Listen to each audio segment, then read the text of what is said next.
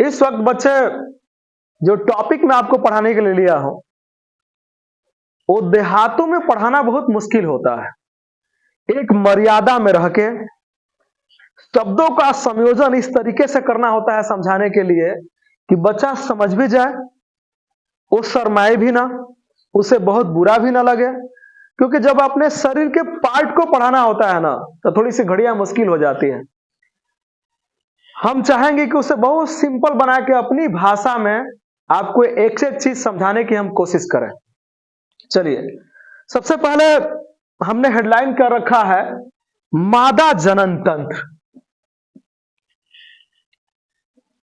Topic हम लोग का है, बहुत आराम से पढ़ना है, थोड़ा सा समय लेंगे जरूर, लेकिन विधिवत आप समझेंगे। मादा जनन तंत्र हम लोग की हेडलाइन है मेरे बच्चे। इसको बोलते हैं फीमेल रिप्रोडक्टिव सिस्टम। बहुत लोग तो सुन सुन के याद कर लेते हैं। आप देखोगे जब क्लास में मैं पढ़ाता हूं तो उसे इतनी बार दोहराता हूं, इतनी बार रिपीट करता हूं कि बच्चे सुन सुन के याद कर जाएंगे। आकाश से पूछे, जब मैं क्रांति पढ़ा रहा था 9th में ना जी, जितनी क्रांतियां हैं वो टोटल हम लोग ने बोर्ड पे ही रटवा दिया बच्चों को। और रटवाने का मतलब ये नहीं, समझा के, क्योंकि समझा के उसे बोलेंगे ना तो बच्चा याद कर जाता है। तो हम चाहते हैं कि जो चीज हमसे जुड़ी हुई है, आपसे जुड़ी हुई है, जिसे हम देख सकते हैं, समझ सकते हैं, फील कर सकते हैं, उन चीजों को तो बारीकी से समझा जाए। आपके पेपर में ना हर साल ये क्वेश्चन पूछ रहा है, नर जनन तंत्र पूछ रहा है, मादा जनन तंत्र पूछ रहा है, या करके पूछ रहा है। मतलब पहले पूछ रहा है कि प्रजनन क्या है, प्रजनन को डिफाइन कीजिए, और उसके बाद कह रहा है कि नर जनन तंत्र या मादा जनन तंत्र को डिस्क्राइब कीजिए। पूरा आपको वर्णन करना है उसमें। तो समझते हैं, पहले ध्यान दीजिए। देखिए मेरे बच्चे, आप मेरी बातों को ना बहुत बुरा मत लीजिएगा। एक अवस्था होती है जिस अवस्था में आकर्षण पैदा होता है ना गुरुदेव। जब गुरुदेव हमको बाहर बहुत सारी चीजें बताते भी हैं, तो जब हम लोग एक अवस्था में आते हैं, जिस अवस्था में मान लीजिए कि आप किसी को देखते हैं और वो आपको बहुत पसंद आ जाता है ना जी, दूल्हा के साथ सहबलिया आता है, सहबलिया किसी को पसंद आ जाता है, लोग वहीं सेटिंग करने लगते हैं कि फलाना का शादी फलानिया से करा दिया जाए। होता है ना ऐसा, लगन का टाइम चल रहा है, पूरी पे पूरी छितरा रहा है ना जी, तो ये चीजें आती हैं। लेकिन वो जो आपका आकर्षण पैदा हुआ, जो अट्रैक्शन पैदा हुआ, उसमें आपका दोष नहीं है। वो दोष किसका है? आप में पाए जाने वाले हार्मोन्स का दोष है। कुछ चीजें मैं बताऊंगा जो आपके साथ घटित होता होगा, तो आपको वो पढ़ाई ज्यादा समझ में आएगी। अब वो क्या है, वो चीज क्या है, ध्यान से देखिए। पहले आपके शरीर में अंडाशय में, ध्यान दीजिए, आपके अंडाशय में एस्ट्रोजन नामक एक हार्मोन्स पाया जाता है। इस चीज को बहुत ध्यान से देखेंगे। मैंने कहा एक हार्मोन्स का नाम लिया एस्ट्रोजन। यहां पूछा जाता है, अगर कॉम्पिटिटिव क्लास होता तो यहां पूछा जाता है कि यह कहां पाया जाता है, अंडाशय में। कहां पाया जाता है? तो अंडाशय में एस्ट्रोजन नामक जो हार्मोन्स होता है, इन सारी क्रियाओं के लिए यही उकसाता है। प्रजनन की क्रिया के लिए, आपके शरीर में तमाम किस्म के जो बदलाव होते हैं, उन सारी चीजों के लिए अगर कोई जिम्मेदार है तो उसका नाम है हार्मोन्स। और हार्मोन्स अंडाशय में पाया जाता है और उसका नाम है एस्ट्रोजन नामक हार्मोन्स।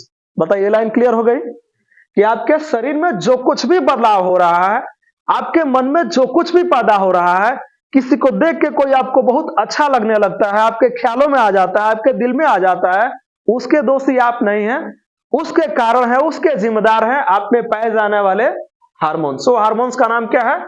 एस्ट्रोजन। यही हार्मोन्स है जो आपके शारीरिक बदलाव में काम आता है। जैसा वो सारी चीजें में इधर होने वाली बीमारियां, कारण सब कुछ बना रखा है। फिलहाल हम लोग एक एक लाइन समझेंगे और फिगर में मैं दिखाऊंगा। आपके सामने मैंने ये फिगर बना रखा है, और ये जो फिगर है ये मादा जनन तंत्र है। आंतरिक जो संरचना है मादा जनन तंत्र की, यही है। उसमें से मैं वही नाम जिक्र किया हूं जो 10वीं के लेवल का है, समझ रहे हैं? क्योंकि अगर ये 12वीं का लेवल हो तो इसमें और नाम में बढ़ा देता, लेकिन आपके जो लेवल है उसी लेवल को मैं छू रहा हूं। ध्यान से देखिए, रेड कलर की जो लाइनें आपके सामने गुजर रही है इसमें, और ये एक दूसरे से जुड़ी है कहीं जाकर के, तो जो खास खास नाम है वो मैं समझा रहा हूं। देखिए, जो इस टाइप का फिगर देख रहा है वो इस ओर भी है और इस ओर भी है, दोनों छोर से ये फिगर आपको दिख रहा होगा। तो ये वाला जो पार्ट आपको दिख रहा है मेरे बच्चे, यही अंडाशय है, उसको ओवरी बोलते हैं। क्या बोलते हैं? ओवरी बोलते हैं। क्योंकि मैं जानबूझ के इंग्लिश वर्ड को हटा दिया उसमें से, ताकि आप ज्यादा समझ सकें। इंग्लिश मीडियम के जब बच्चों को समझाते हैं हम लोग, तो सारी बातें इंग्लिश में पढ़ा लेते हैं। तो जो अंडाशय है उसको ओवरी बोलते हैं। तब बताइए, यहां जो पार्ट दिख रहा है इस फिगर का, ये जो पार्ट दिख रहा है वो तो समझ में आ गया कि ओवरी है, इसको हम लोग अंडाशय बोलते हैं। क्या होता है, कैसे होता है, सब मैं जिक्र किया होगा, एक लाइन समझाऊंगा पढ़ाते समय। फिलहाल फिगर को समझते हैं। ये जो पार्ट देख रहे हैं, ये जो पार्ट यहां से ये वाला पार्ट आपको दिख रहा है, इसको हम लोग योनि बोलते हैं।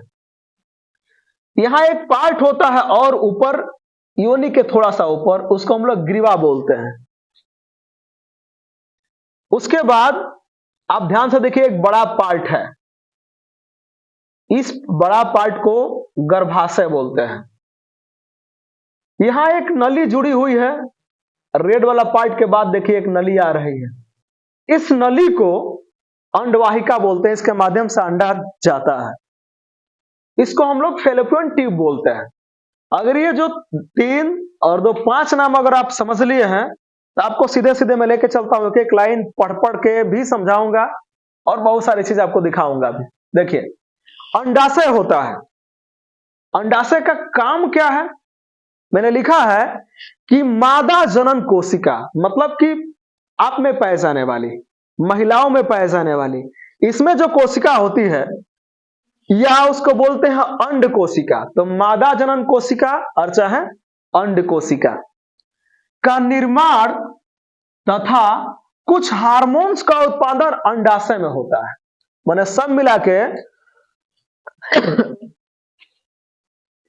मादा जनन कोशिका या अंड कोशिका की बात करें तो उसमें इसका निर्माण होता है और कुछ हार्मोन्स के भी उत्पादन उसमें होते हैं। माने शुरुआती दौर यही है, अंडाशय वाला पार्ट क्रिया करता है और यहीं से हार्मोन्स का भी जन्म होने लगता है। आप देखे होंगे, जब अवस्था छोटी होती है ध्यान नहीं भटकता है, जैसे अवस्था थोड़ी सी बड़ी होने लगती है आपका ध्यान थोड़ा सा एट्रैक्शन की ओर भटकता भी है, उसके कारण वो हार्मोन्स होते हैं। तो आप जब अंडाशय वाला लिखिएगा 10वीं के लेवल में, 10वीं कक्षा के लिए, तो इसे बहुत ज्यादा लिखने की जरूरत नहीं है। जैसे आप सीरीज देखेंगे तो बहुत ज्यादा बढ़ा के दिया है, आप ऊब जाते हैं देखते हैं तो सर बोलते हैं कि सर कैसे एग्जाम में लिखेंगे। आप ये इतना ही लाइन लिखिए कि अंडाशय हेडिंग बना दीजिएगा, उसमें लिखिएगा कि मादा जनन कोशिका या अंड कोशिका का निर्माण। इसमें मादा जनन कोशिका या अंड कोशिका का निर्माण होता है। और क्या होता है मेरे बच्चे?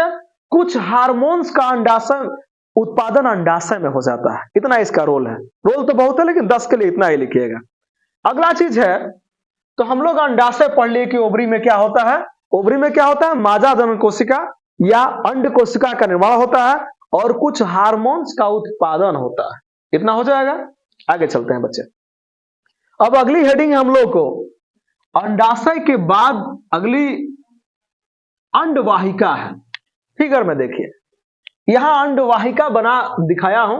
ये जो पाइप देख रहे हैं, ये वाला नलिका देख रहे हैं, ये अंडवाहिका है। बहुत आसान फिगर है ये। सीरीज का फिगर देखेंगे तो कलर में दिया है, आप डिस्टर्ब हो जाएंगे जोड़ने में, बनाने में, लेकिन बहुत आसान है। यही से बनाना शुरू खट दे, ऐसे बना दीजिए और अंडाशय दोनों पार्ट को बना दीजिए। ये इसको फैलोपियन ट्यूब बोलते हैं मेरे बच्चे। लिखा हो कि प्रत्येक माह एक अंड परिपक्व हो जाता है। अब मैं आपसे खुल के यहां बताना चाहूंगा कि ध्यान से देखिए, अंडाशय जो पार्ट है वो दोनों सिस्टम से, दोनों छोर से होता है।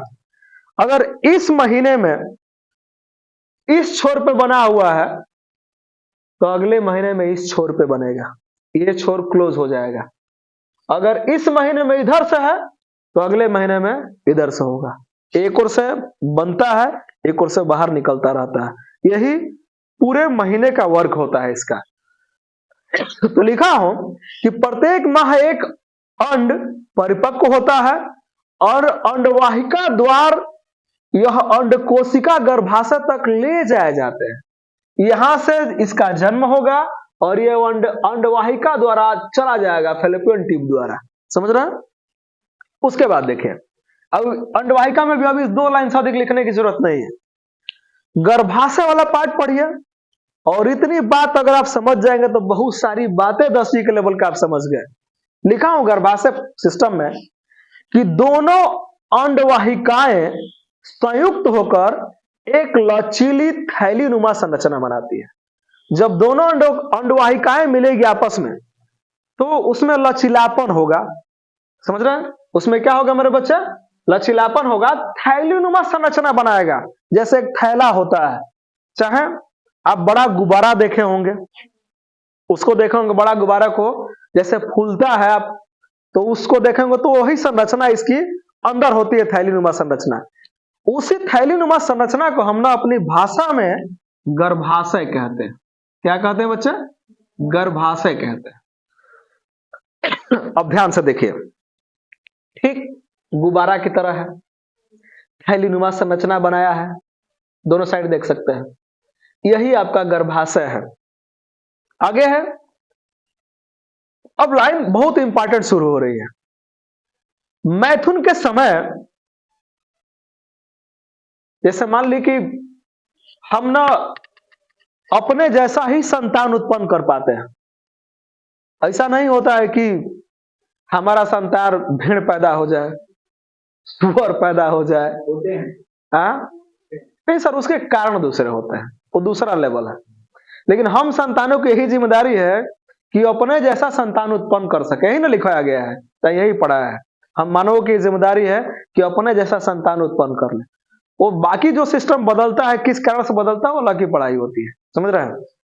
चलिए, तो कह रहा है कि मैथुन के समय शुक्राणु योनि मार्ग में स्थापित हो जाते हैं।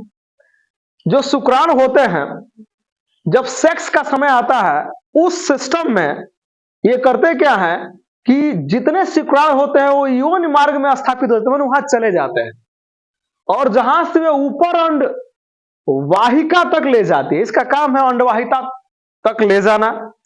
उसके बाद निषेचित होकर के अंडा विभाजित होकर के कोशिकाओं की गेंद जैसी संरचना बनाता है, बार बार बटेगा।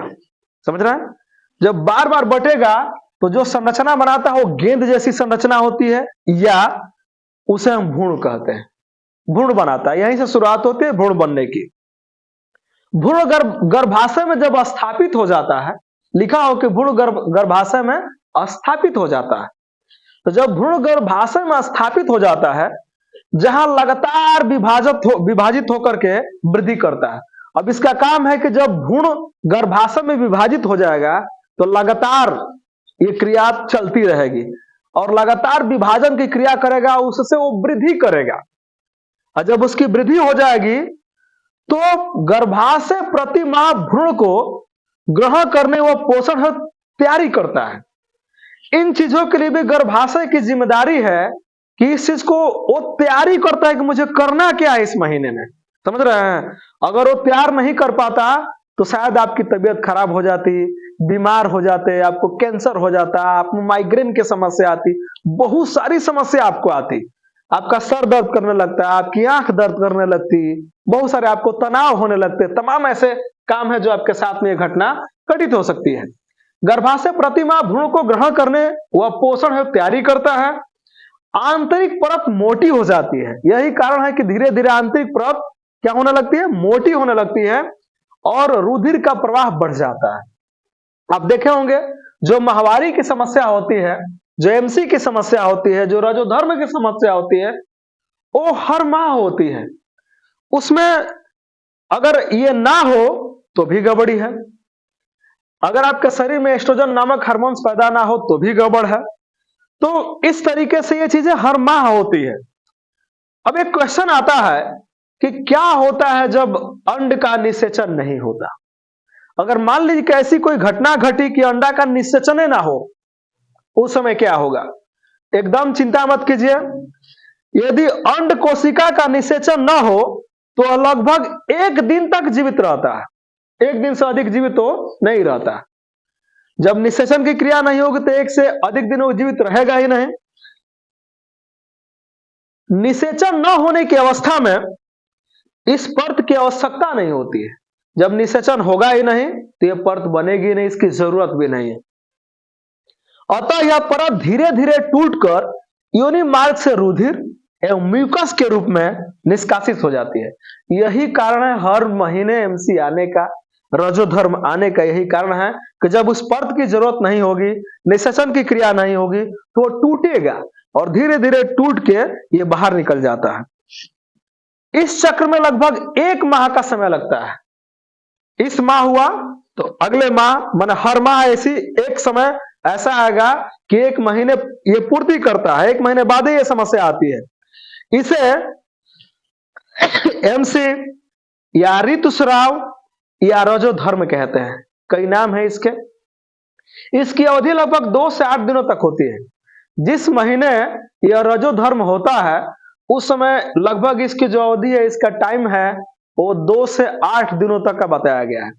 अब हम लेके चलते हैं आपको, इसे आप बढ़िया से लिख लीजिएगा और उतना ही एग्जाम में लिखिएगा जितना मैंने बोर्ड पर डाल रखा है। इसीलिए मैं लिखा हूं कि बहुत ऐसे बच्चे हैं जो चाहते हैं कि लिखा हुआ चीजें मुझे एक बार में मिल जाए ताकि हम स्क्रीनशॉट भी कर लें। थोड़ा सा 2 मिनट का और समय लगेगा, ध्यान दीजिए। जब आपके शरीर का एस्ट्रोजन बढ़ता है, अगर ये हार्मोन्स बढ़ गया तो आपको तमाम किस्म की बीमारियां हो सकती हैं। उस बीमारियों को ध्यान से सुनिए और सावधान हो जाइए। जैसे उस हालात में अगर एस्ट्रोजन नामक हार्मोन्स बढ़ गया, ज्यादा बढ़ गया, कैंसर की संभावना हो सकती है आपके शरीर। आप देखे होंगे आजकल ओवरी कैंसर, स्तन कैंसर, तमाम जगह कैंसर। कारण तो उसके कई है।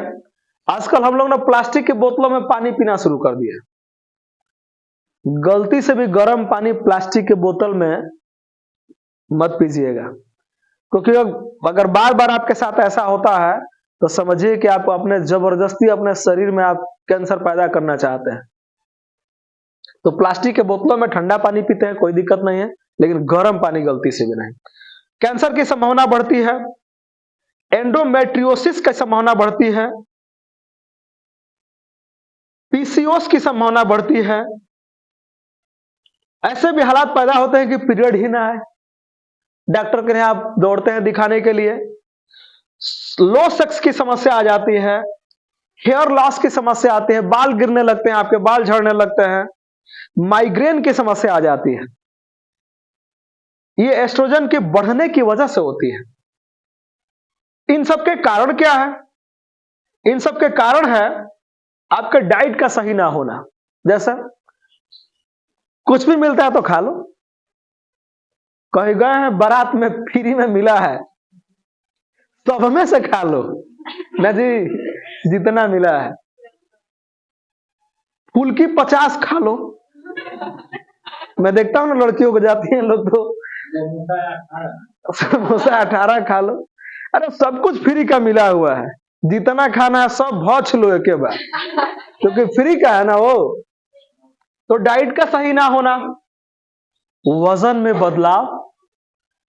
आप अक्सर देखिएगा इस समय में लोग मोटे होने लगे हैं, और अक्सर लड़कियों के साथ ये समस्या और ज्यादा हो रही है, मोटापा की समस्या। डॉक्टर बोलता है चलती नहीं हो, दौड़ती नहीं हो। गुरुदेव बोलते हैं कि योगा नहीं करती हो। करना पड़ेगा, चलना है तो चलना पड़ेगा, जीना है तो संभलना पड़ेगा, ये सारी बातें आपको करनी पड़ेगी। तो डाइट का सही ना होना, वजन में बदलाव, स्ट्रेस, नींद में कमी, खून का थक्का आना, और माहवारी के समय में, रजोधर्म के समय में ज्यादा दर्द होना, ये सब कारण है इसके एस्ट्रोजन के बढ़ने के। तो सावधान हो जाइए। आज 10वीं का क्लास था, हमने सारी डेटा लिख दिया है ताकि आप इसे आसानी से लिख लीजिएगा। जो लोग YouTube के माध्यम से मुझे बाद में भी देखेंगे, वो 10वीं का ये मादा जनन तंत्र था वो तैयार हो जाएंगे। तो इस वीडियो में आज के लिए इतना ही, फिर हम लोग मिलेंगे अगली वीडियो में नर जनन तंत्र को लेकर के। Thank you.